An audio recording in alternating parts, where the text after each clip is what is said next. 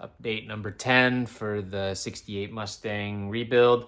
My finger is healed, if you remember that. And sorry, it's been a long time since an update, but Emma and I went camping a couple weeks ago. We welded in the bottom of the frame, made a new piece that goes in. I have it clamped in right now. You see what the old one looked like. Getting ready for weld. Prepped the frame extension with weld through primer. And we're gonna get ready to put the torque box in after that.